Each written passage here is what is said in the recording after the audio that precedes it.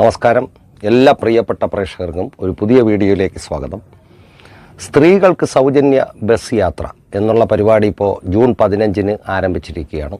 അത് വളരെ വിജയകരമായി പോകുന്നതായിട്ടാണ് അറിയാൻ കഴിഞ്ഞത്. എന്തായാലും കുറച്ച് ദിവസങ്ങൾക്കകം തന്നെ അത് ഏത് അവസ്ഥയിലാണ് എത്തുന്നതെന്ന് നമുക്ക് മനസ്സിലാക്കാം.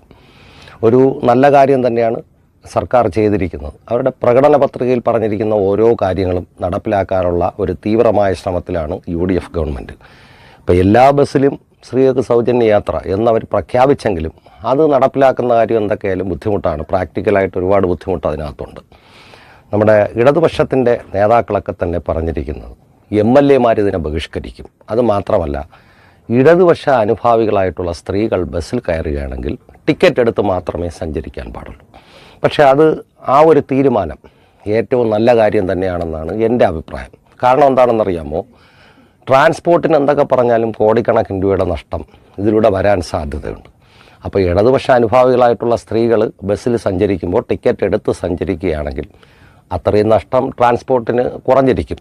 അപ്പം നേതാക്കളെടുത്ത ഈ ഒരു തീരുമാനം തികച്ചും സ്വാഗതാർഹമാണ്. അതായത് ഗവൺമെൻറ്റിൻ്റെ ഒരു ആനുകൂല്യങ്ങളും തങ്ങൾക്ക് വേണ്ട, ഞങ്ങൾക്ക് അധികാരമില്ല, അതുകൊണ്ട് ഇപ്പോൾ ഭരിക്കുന്ന സർക്കാരിൻ്റെ ഒരു ആനുകൂല്യങ്ങളും ഞങ്ങൾ കൈപ്പറ്റാൻ തയ്യാറല്ല എന്നുള്ള ഒരു ഉറച്ച തീരുമാനമാണ് മറ്റ് നേതാക്കന്മാരും MLA-മാരും ഒക്കെ എടുത്തിരിക്കുന്നത്. അത് തികച്ചും സ്വാഗതാർഹമാണ്. കാരണം അത് പൊതുഖജനാവിന് നഷ്ടം വരുത്തുന്ന ഒരു സംവിധാനമല്ല, പൊതുഖജനാവിന് ഒരു മുതൽക്കൂട്ടാണ്.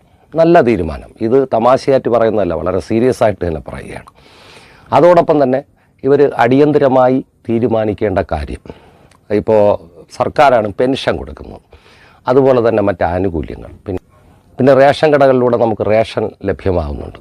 അപ്പോൾ അത്തരം ആനുകൂല്യങ്ങളും ഈ ഇടതുപക്ഷ അനുഭാവികൾ അടിയന്തരമായി അത് കൈപ്പറ്റാതിരിക്കണം. അതാണ് ചെയ്യേണ്ടത്. കാരണം ഇങ്ങനെ ഒരു തീരുമാനത്തിന് സഹകരിക്കാതിരിക്കുമ്പോൾ അതിലും അങ്ങനെ തന്നെ ആയിരിക്കണം.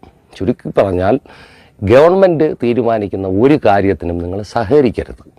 എനിക്കൊരു കാര്യം പ്രധാനമായി പറയാനുള്ളത്, അങ്ങനെ ഒരു സൗജന്യ യാത്ര കൊണ്ട് കുറേ ആൾക്കാർക്ക് ഗുണമുണ്ടാവണമെങ്കിലേ, ഇപ്പോൾ സംസ്ഥാനം മുഴുവൻ ബസ് ഓടിക്കുന്നു, കുറച്ച് ബസ്സുകളിൽ സൗജന്യ യാത്ര അനുവദിക്കണമെങ്കിൽ അത് ലഭ്യമാകുന്ന പാവപ്പെട്ടവർക്ക്, അല്ലെങ്കിൽ അത് ആരും ആയിക്കോട്ടെ, സ്ത്രീകൾക്ക് എന്തെങ്കിലും പ്രയോജനം ഇതുകൊണ്ട് ഉണ്ടാവുകയാണെങ്കിൽ ഉണ്ടാകട്ടെ. നാളെ പുരുഷന്മാർക്കും ഒരു വിഭാഗത്തിന് സൗജന്യമാക്കാൻ ഗവൺമെൻറ് തീരുമാനിച്ചാൽ അത് നല്ല കാര്യം. അങ്ങനെ എന്തെങ്കിലും പ്രയോജനം കിട്ടട്ടെ.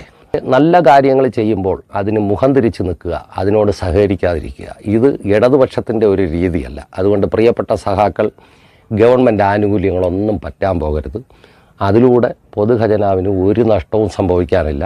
നഷ്ടം നിങ്ങൾക്ക് മാത്രം തന്നെയായിരിക്കും എന്ന് ഓർമ്മിപ്പിക്കുന്നതിനാണ് ഈ വീഡിയോ ചെയ്തത്. പുതിയ വീഡിയോയുമായി കാണുന്നവരെ നന്ദി, നമസ്കാരം.